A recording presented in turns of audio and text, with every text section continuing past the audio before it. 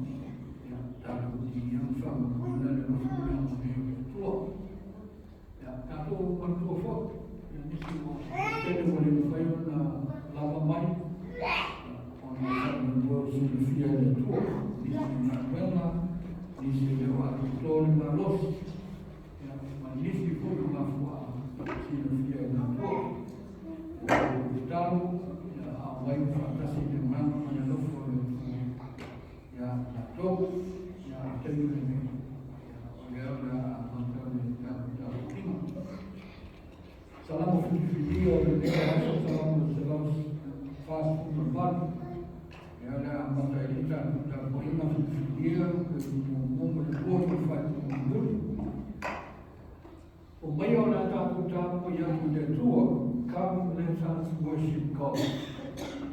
Yo tovi atu ileli, yo tovi atu ileli by the man. Yo tovi atu ya te ia I mea maununu. Ina uti atu ia ya te utou, ana te umarama. Uti atu ya te ia, utou ana au marama. Yo tovi atu ileli. Amen. O e lava, e alina, e ana tonu ai mani sa poinga o whiunga. Matu roro tutu le arwa ma le minga o tele. Whaatari atu no whaaplatarata atu.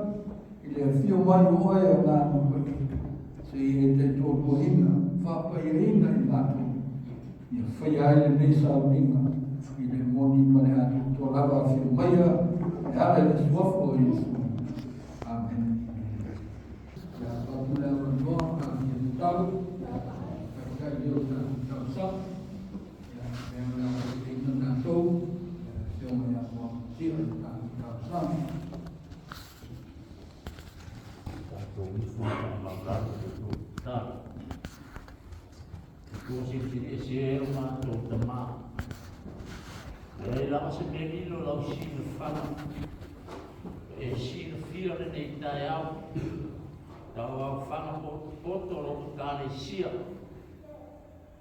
Mata mai e mātua o lau ona.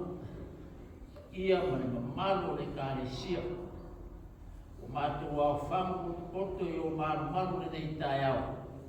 Te I o mātua momori mo whaafu I atu. Sula le ama le lei o lau fio. Mātua whaafu taita mā. O wā sā mātua iai vai asu kutona. Sā pātua ese lau kāresia lau kārenga lotu. Ngata malana ya tia, ngata fo lea o mātua, o olo mare malo mātua whanau fo I malo ronga ia amu.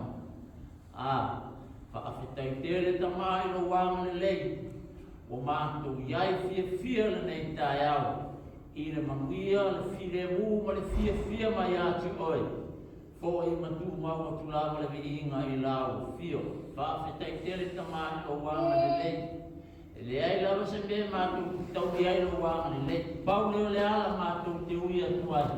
ona o mātou whaafitai, mātou te mopoli ma whaafuia, whaafitai o e tamai lo wanga ni lei.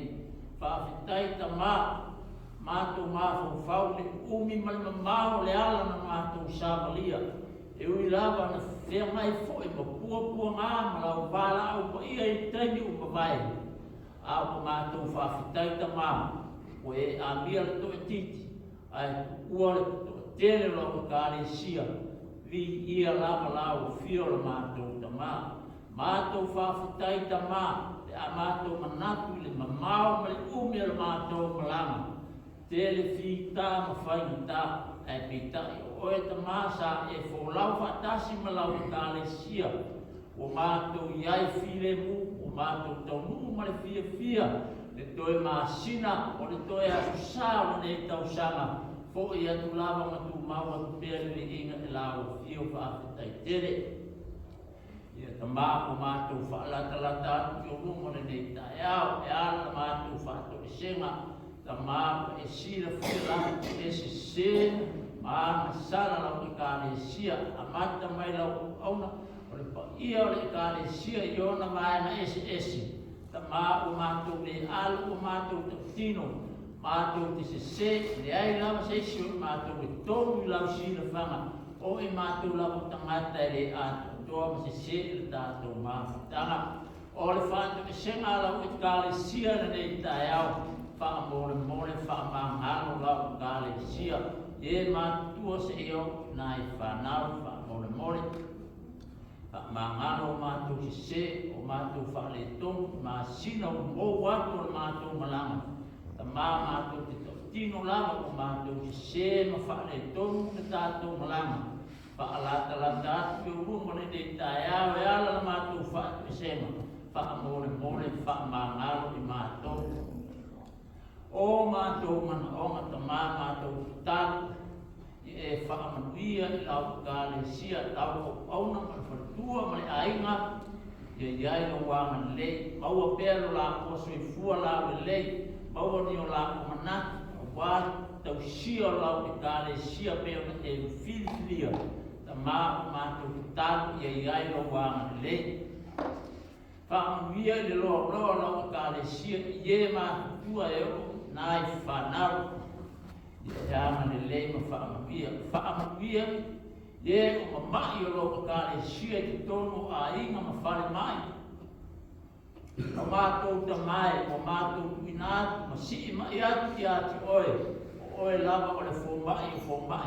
Ia e ama le lei ta i toro eina, roa lofa e ala mai lo wanga le lei, ia li ma ta mai ta i whomai ma le lātou ngā ruenga, a wala mai ai le ola ma le mālosi a i lātou.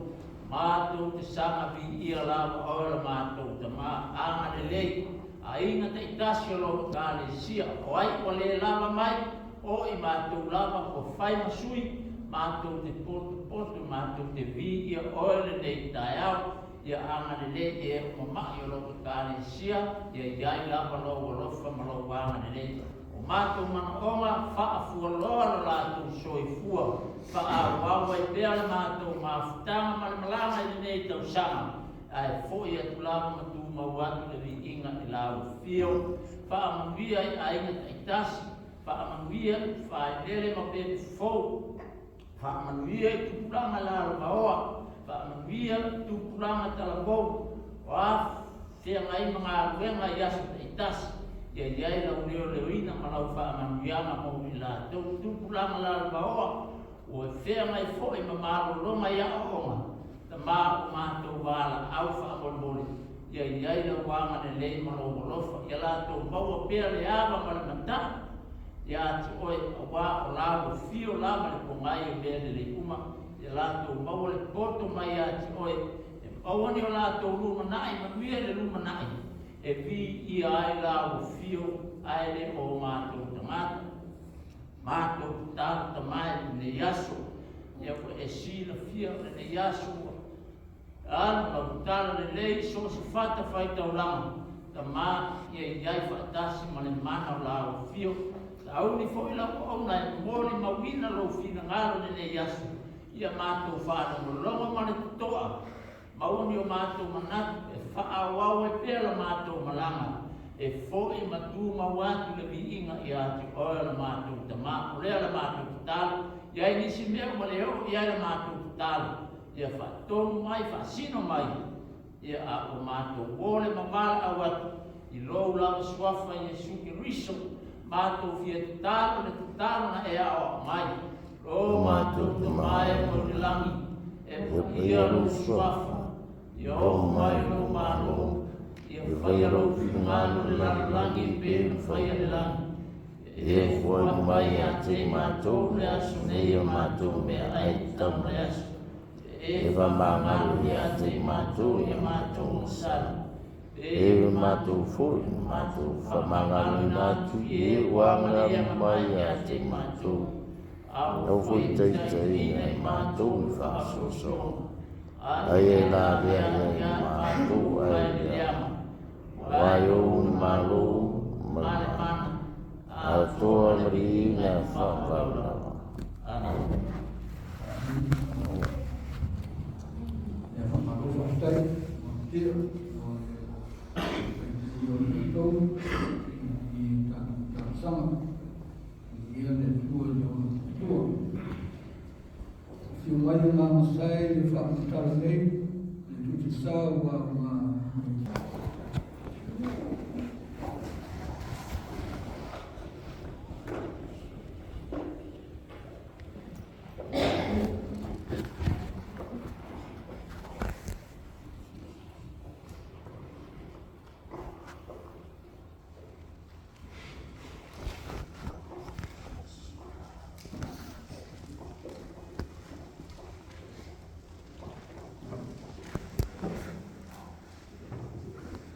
lea moana tātou tusi whaitau,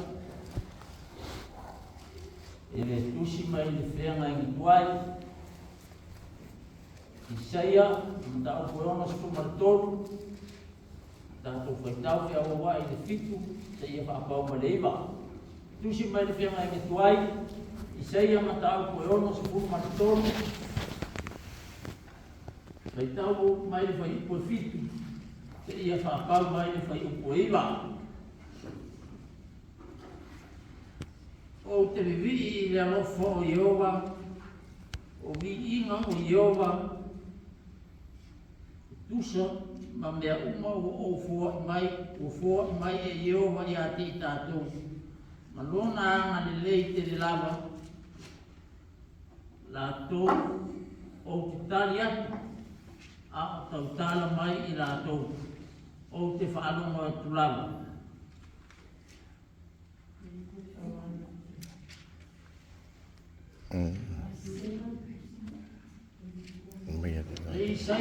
Isaia matau koe onos fumaritoru. Isaia matau koe onos fumaritoru, pai upo e fitu whaapau mai ne iwa. Nā whetlai poio, rōna wanuku lātu, whānau i le pēro. Whai foi o ia mo lātu whaola.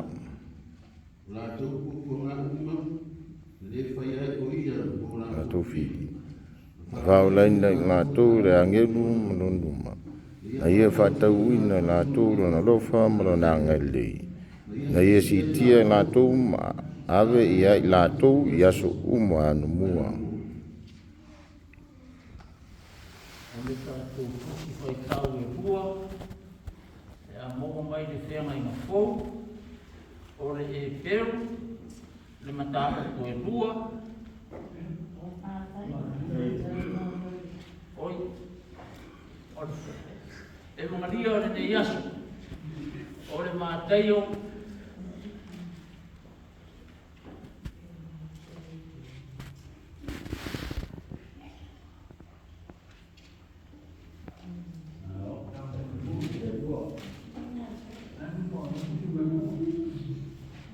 Mateio matau koe rua, tātou whaitau ki awa wai mai se tonu, le rua se tonu. Mateio, matau koe rua, pe upo se tonu, te i whapau mai le rua se tonu. o i rātou, auta, le angelu o le li, o whaari mai a Iosefa i le miti. O whapea mai, tūla ia, ina awe le tau mai titi malona tina, ma so sola i ai pupito, ma no nofo aise ia o whai atu i ati oe. A wā o le a sa ili he rota i le tau mai titi, ina ia whasioti i a teia. Zula ia. Wawere tamu titi malon tina ko ono atu waidea i ai pupito. Sa ia i fua i o ia, wo ina oti o he rota. Na ia tau wai le fionga a le li i le perofeta o whapea mai. Na o wala au ina lo watali ai pupito. Wailoa e rota, o le ngia o ia e makoi. O le tele ai lea o lona ita. O au ina atu e ia nisi e whasioti tamtane uma i Petere Ema. E o i ona tua o i uma. E hafue i e o lua o la tausanga. A toa ma e o pituane i ai. E whatatau i on po no na tua so e ina atu ai ma koe. Tau leo le upo le perofeta o Yeremia o whapea mai. O la ngona le leo rama. Rau uenga. Stangisi. Ma le tangitu teke. Tangi ue wa sela i lana whanau. I epa whai fui o na whana ino ia. O no i la tū le ai. O ti e rota, auta, o le angelu o le ri o whaari mai a Iosefa i le miti i ai pupito. Kape mai. Sula ia. Na amere tamititi marontina. Na watu ia Israelu. Wa oti e sa idia tamititi fasioti. Tula ia i lea o ia, o awe le tama i titi malona tina. O na o ai lea i le nu o Israel. Lau whanongo ia o matupu i utaio awe ki lao. O le sui o he rota lon tamaa. O le fefe ai lea i alu iai. Ai peitai. Whailoa ia te ia miti. O nā lua i lea o ia nu o kailaia. Tātou whaitau whatasi, toi whaiupu.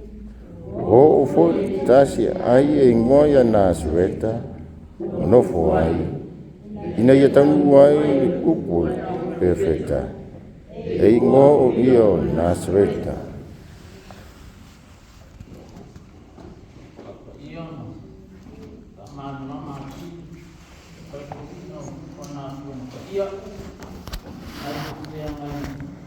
Wai, ator dengan ibu, net.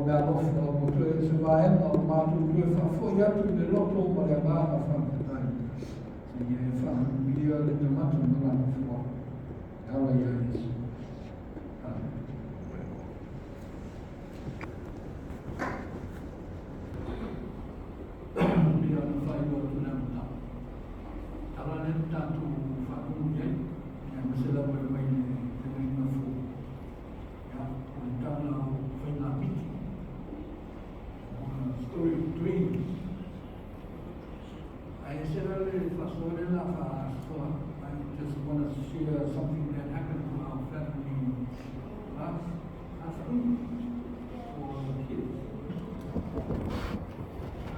We went to try to buy some turkey trays everywhere. And finally we went for one shop.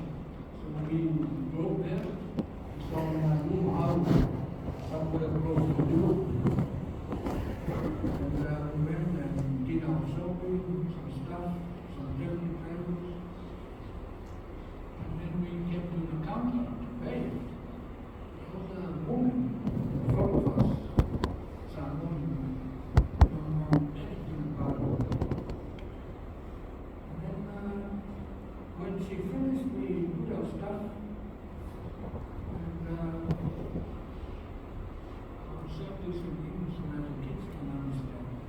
And when we put our stuff to be paid, she turned around and she said to me, "Oh, I'm paid for this." And I said, "You know your place?" And she said, "No, I'm paid for it." So anyway, she gave some money. And we were standing there. Really didn't know what was going on. So I followed her when she went out the door. I said to her, "Please, I'm a little bit lost. I don't know what's going on." And she turned around and said to me, "Well, God told me to pay for your stuff." I said, "Oh, hallelujah, that's a really good call." And anyway, I said, "What's your name?" And I said, "Oh, bless you." And she said, "Oh, God is good." I said, "Yeah, it's good God." And anyway, so we came a little bit lost and we sort of thought, what's happening? But sometimes that's what happens in our lives. Not just anywhere, but even here in our church. People give us their attention, people give us gifts, people give us love.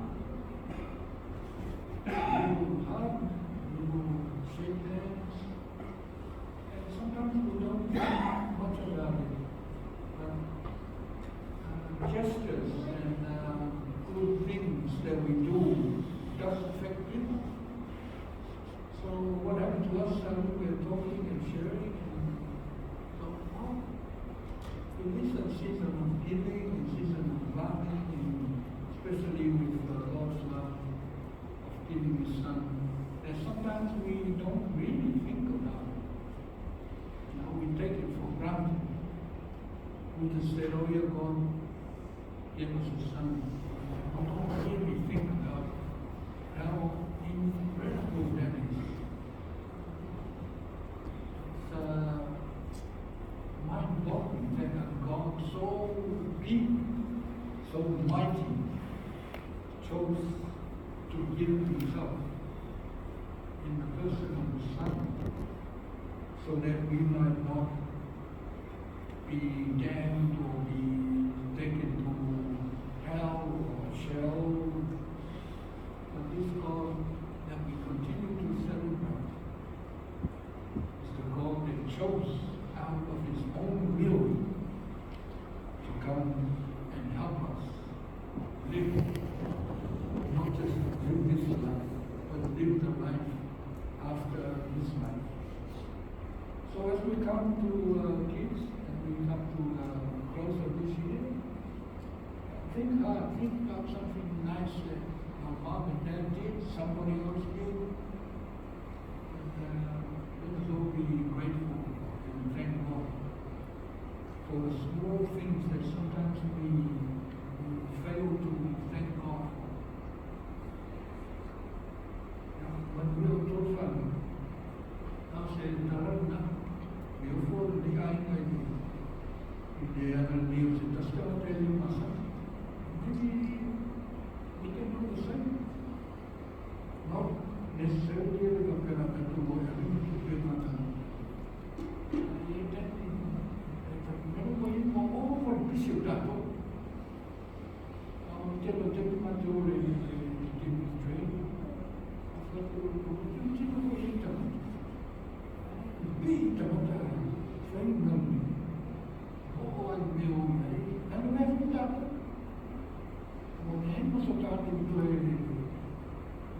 isi tama te uta kuto whatapu me mai na home business. We are stuck with this little gadget called telephone. And I think we are called over a minute or two.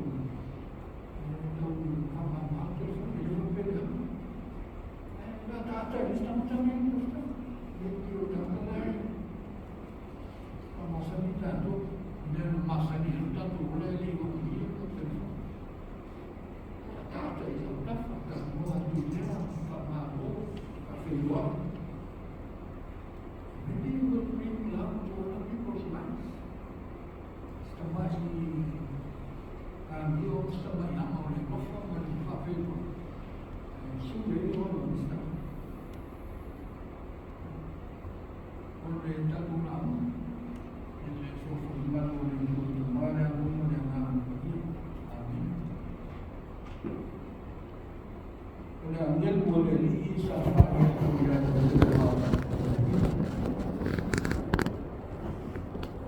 An angel of the Lord appeared to Joseph in a dream. And then what did he say?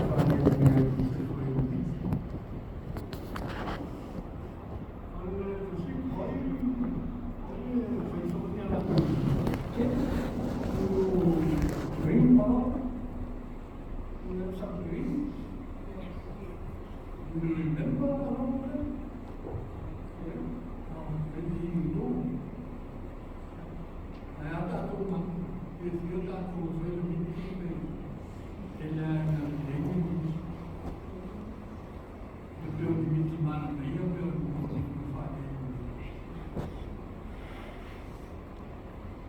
Utaamua hiyo ndio limiti.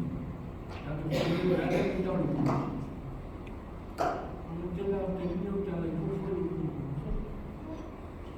Hii kukula na kuchina. Hii basi. Auto, wafanya matana maneno.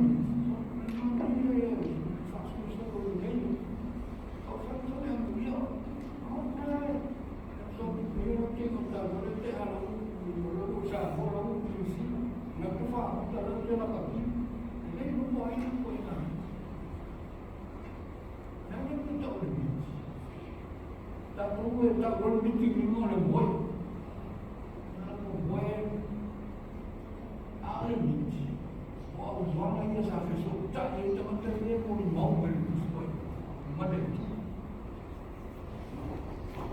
Jadi kalau tak usi tender macam sesuatu apa? Dia ni jalan, ya. Ada cara dua faham ini. Jadi begitu rumah boleh kerja. Have a dream when you are still awake, grown. Sama lagi ada mimpi. Orang yang lain ada banyak ada tempat. Lain masih sudah untuk pulang tu yang, lain masih sudah untuk yang baru mahufa. Ada orang sudah sak orang itu. Kalau kita nak film nak elok pun. Awak memang belum dimana semua, masuk formula. Sesuatu tak boleh. No boleh berfaham dalam bahasa sudah. Dreaming is when you cut yourself off from everything and focus. Focus. Ada tua. Ipulah kita ada mimpi berfaham lama tu supaya. Warna nasa tak yang tak mata malefina malu oleh tak maile tuan bentang kalau tak ada tak begitu mesti orang patut tak nama tak ada orang maile sini dan macam saya mah dia file maile sesuatu orang dia dengan file maile sesuatu na fabutar mafta maile fabutar Essa mãe, olhar é uma fofa. Não era uma mulher, não se super hora, ele não falou nada, tudo era uma fofa. O não ele não pelo. Mas há uma fofa ou ele não. Ou na fa, ali melhor é tudo. Mas é tudo, não fez nada. le fai mama whana mwita. O ita ko whai mwana i. Tala noa le tua, teini o le mamafo le venga. Mani le mo ki noa le mea o le. O nisi tala mai so so mai anga i so tepe whai tau ta muna e. Tala e le mako. Tata o le mea ta. O ta mata fu. E maa futa i le tua i le miti. Tangata e maa futa i le tua i le miti. Ka mai o tangata e ko poto e o mai mai le tu sa. Ka mai si o tu. E o mai mai mai i Jerusalem le me no fai e rota. Ma nei e o le sili o tangata o e fou mai tangata le sili. Me le sili le o mako. O fea e whana mai le tama e whai matupu i o tei. Lei fisilia lei lo era la realtà o lei si bello era unia fisilia in metà ya fisilia tua è la mai si o fa tutta la ya e in tamano no so o meio e isso il gruppo io so con nada e a tamino per la fare fisilia può fare e tu puoi vedere. Ini dua banget. Kita tadi boleh ada boleh biji apa fairna, ona biji tak. Ini dua ele tangan perfecto fikal nata main tak boleh. Kalau ingat oleh filosofi ni le foi boleh biji, oleh malam lama ile fioma le. Vai aí de ola sabati ya bebê. Também o PTD, não é possível nem perfeito. E não está todo mundo morto. Eu acho que é fantástico o mental do indivíduo. Já não é diferente. Não é? O mundo é isso para fazer. Agora o momento foi a família. O filho bicho era uma coisa. O outro foi o nhaio. Faz bem lá aqui. O outro foi o que foi não ter o da visita. O pelo foi o tamata é maçã de ouro que só tá ele. O que tu foi né então mulher ele não nasce nem maco de vai. Ele vai ele não vai ele vai ele que sai muito bem. Aí o mais foi ele foi vai então tá ele todo ele sabe não vai na tua vai então o futuro vai passar o futuro ele não foi bem vai alfa ainda na atamata foi bitte ma futa ele e vai ai fai não mara ma muri aí já a então o tanto vai então tinha aula vai ele susu macam dia mai oleh anak boleh buat pasti lebih lepas macam dua atau lebih mana kita fokus macam that's what we do sudah mai berfaal mai itu kita kerja berdua anak buat tak buat mai mata-mata itu buat ai dari rumah oleh fai long oleh rofa oleh tua ala il fa não mai oleh fa muri fatinho e ala il soltai mal fa non olha matar uma tato tu se feita foi mai uma lá tu bom e não bom uma coisa aí foi o que o que tanto ele não uma coisa eu vou falar em bem mago emanau berrota efisiente de tempo. Então que eu não faço só uma coisa isso. Então não faço. Eu faço ali tudo, eu faço ali isso foi melhor. Não é feito um dia e eu sei como olhar. Lá ele pega o feito um dia e ele termina foi tudo mais. Ele não todo não. Mas não é fácil. E a fazer ele tudo.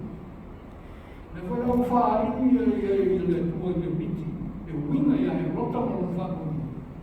Então não wili ki tui ngā koi o e tuku e whake. Whamai kua lato mou, ai whaali le tua i le miti. Runga matua whenumi ai mawhatia le roto i le. Kei se ala le asa ili e le nei pepe e whake. A lusa mereta. Ape sime manutama toso le kusi. Na o e rota. Roti rita. Ule mea le na whaali le ma kui leo. Whamara marama ati. E ala i le whaaka mua o le roto i le. I me ia le whetalai mui i le. E whaatoro me le pea o molo toro mea tu se atu numa. Whai kusi toro. O e pipo. Whai kusi numa le iwa. Oti e rota to e foki i kanui. Whai kusi numa le lua e otu a to whanamo. Whewhewhe o lau tukura te lua. La hofe mia me lua e mea. E to e whaani fo le tua le biti. O i nasa meta. O nasa meta.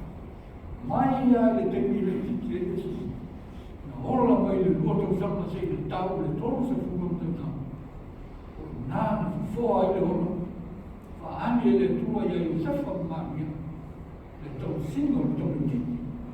E le ngata le tau si i le a i ala mo minga mo le whiamalo le tua. Ia ana mo minga. Ia o le anu.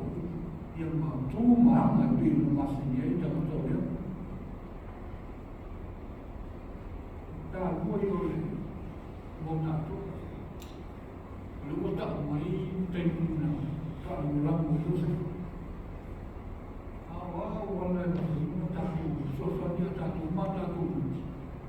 E ano whātu whāranga na mo māko. I le mori mau e tusu wa ia. Sili ai meo robe ma lamai, mana unau tei, o tu watu wai o lato roto ina le. O awal masani na na. A mamawhanu me o tātou roto, o tātou whiagoa e toku, o tātou sili le. So whanu mai i le kuspa, tātou te soso. Mori mau mai, o wala i whai na tātou roa i le whina ngaro le. Pero le mana kua tuko tele au ma. Ele é bonito com ele, na hora de montar. Ele está se salvando. E se agora é nascimento do pensar, não se pode pensar para o é burro, pergunto e por fato. Você está lá e não faz, não faz, não faz, está na hora. Eu vou ver na rua e está tudo aí, se o seu mamão ele mata muslim e tudo ele mata o lofo por lofo e o wimos se esse mas do tio da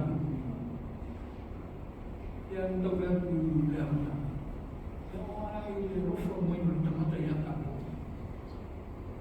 agora na é coisa mais manhã tá ele do tio ele sua o muslim da mata não nada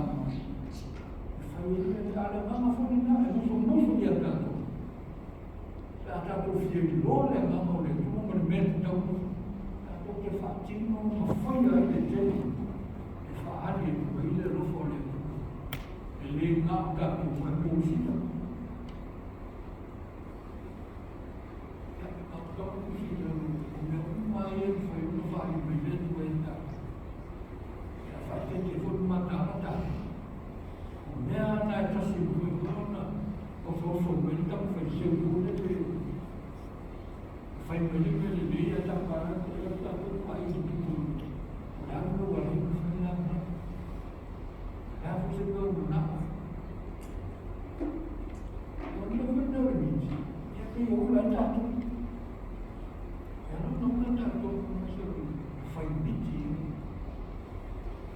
o te te na ta na fa penata buta ona e matili ata ai tapu te lo ai i ngā mama ni fuoma ona ora miti i le miko e le ngā fa pe ok e ai ona e rana kore fa ona ngā le o le tatu so tai mo le atu o tātou piti mo whaafanoa o tātou tātou te whaanongo ai mo whiwhitai ai mo whaatino ai. E whina mano le tua e whaali mai na tātou. O tamarena a tātou whitu whitu le whenua e nā le tōru wāwha i kuna tātou i whanongo. An tenu o whai mai le tāwha, pe whamanatu le whetau i sei. I ta mata o le numo le tua le matatia le sinsi i eska o le tua. Le ana le ina whiwhi ia la tō whenua. Whiwhili e pito, āri o wā lea, ma leo whiwhitaka. A whamai na sei a ao le tua. A whiwhili e whai ma muo i la ia le numo. O le whina mano me nao le tua. E ana i ule whiso tai mai a tātou. I teimi tu watu i o tātou. O nei mai tātou. Ua whaisi whaina tāo na tātou tui e miti. It's so hard to dream, to spare time for God to talk to us. O le mga temi te ni tātou te ora, i o temi siru na makautia e le si fua matalama i nā. O le information on tua available na pangi kua, la whawhero whero kua lea, whawhero whero whanele, whawhero whero whatuama whawhero. It's all the answers comes to us from Google and wow, mai si mero. Ua koe le aise tenu tātou e whaawa no. E tātou te hiti ai, o tātou whakaritari ai. E le whetalai mai una whesotai mai le tu sao i tātou. E le whapena le amuna le ku, le amuna le Facebook o hao ni una. E le amuna, le whatoa le amuna tāwhai, e pauana nā o tātou whanakuna. Ai wāmea tātou te wai ai, i le poto mrea ta mai o whaiona na wanoa mo tātou. E tātou whisinia i le anga o le. O na mwhailea o na sao matou. Ai wapena na e o tuatari mai o le kufai i atus. O se rio sao rani. O le sao le whisini i le tu. Sao e whasino mai i le anga o le.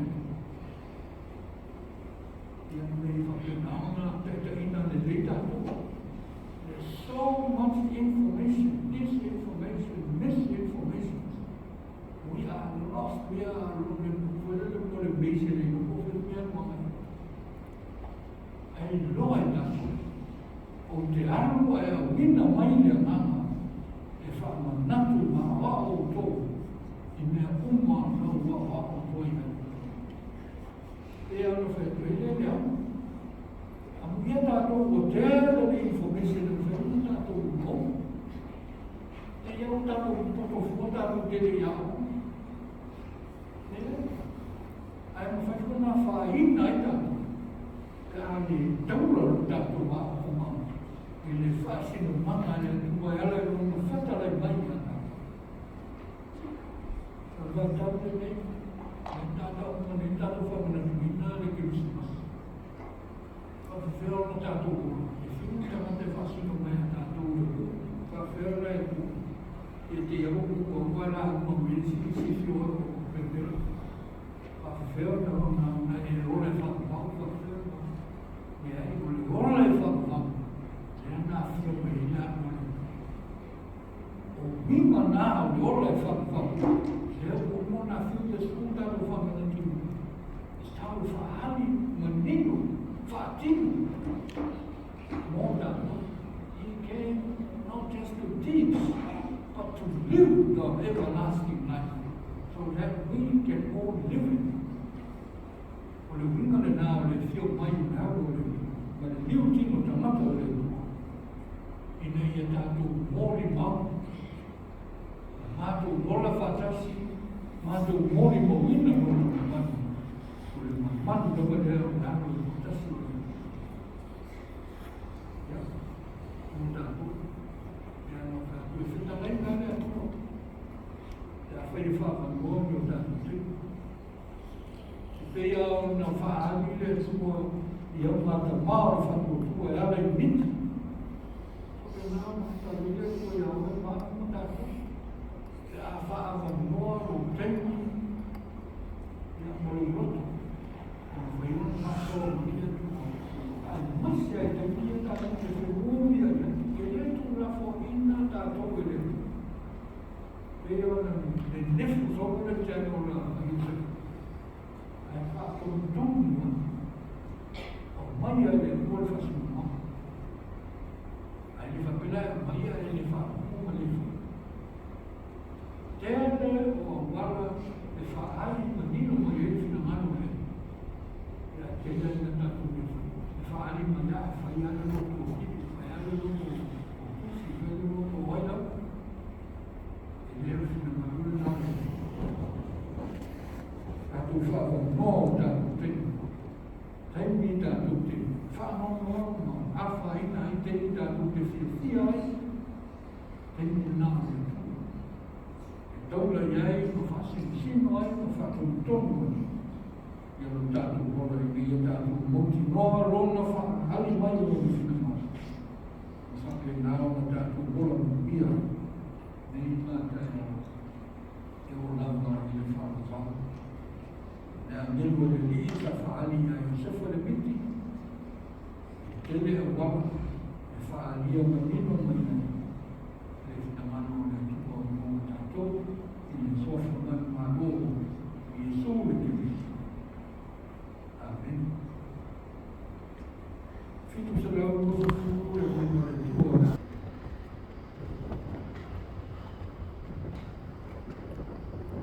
Mai au moni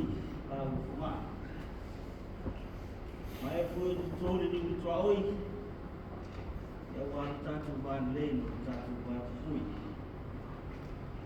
tatu lang tatu tua leo lo fiulan ya yo na te ai tatu tuma tatu fui yo no mai ne sa ya no sa muri le ne tu sa na wa se ni ma